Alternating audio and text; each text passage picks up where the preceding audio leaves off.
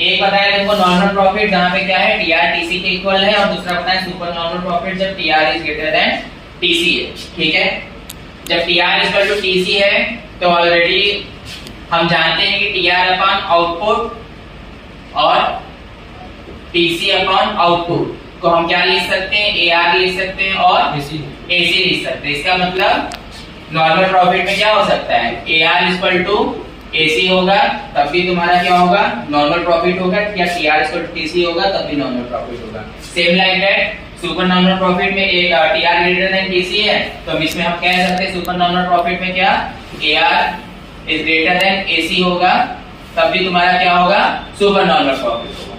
Clear है ये दो कंडीशन।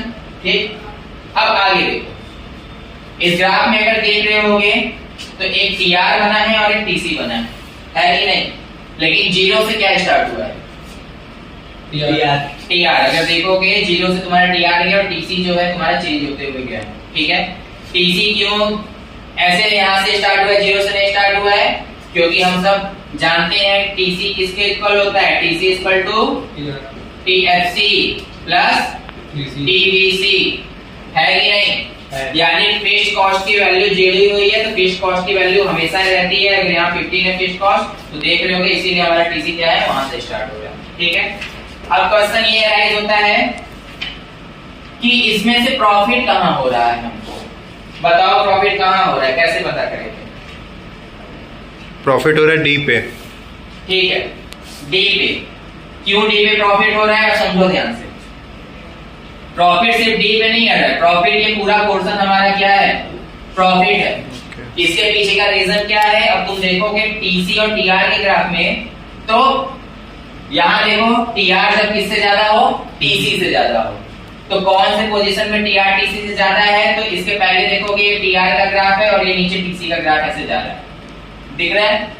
यानी कि टीआर तुम्हारा इस पोजीशन में जितना भी हमने ये लाइनिंग किया है ये सारा पोजीशन में क्या है तुम्हारा, टीआर बड़ा है किससे, टीसी से। समझ में आया। ठीक है, इसीलिए यही पोर्शन मेरा क्या है, प्रॉफिट का पोर्शन है। ये समझ में आया, ये मेरा किसका पोर्शन है, प्रॉफिट का पोर्शन। अब हमको ये ध्यान देना है कि सबसे ज्यादा प्रॉफिट कहाँ हो रहा है, तो सबसे ज्यादा प्रॉफिट हमारा जो हो रहा है यहाँ पे हो रहा है, अगर ध्यान दोगे तो। ठीक है, बंद हो गया। सबसे ज्यादा प्रॉफिट हमारा कहाँ हो रहा है, यहाँ हो रहा है। ठीक है, चलिए। ठीक है, अब देखोगे सबसे ज्यादा प्रॉफिट अगर हमें कहीं हो रहा है तो ये वाले पॉइंट पे हो रहा है, देख रहे हैं। क्यों सबसे ज्यादा प्रॉफिट हो रहा है यहाँ पे, क्योंकि गैप देखेंगे टीसी और टीआर का तो यहाँ पे सबसे मैक्सिमम गैप है। गैप यहाँ पे भी है, यहाँ पे भी प्रॉफिट हो रहा है, गैप यहाँ पे भी, यहाँ पे प्रॉफिट हो रहा है, लेकिन दोनों के बीच में डिस्टेंस जितना ज्यादा होगा मतलब प्रॉफिट हमको उतना हो रहा है। क्यों, क्योंकि टीआर टीसी से जितना दूर होगा इसका मतलब हमारा प्रॉफिट उतना ज्यादा है।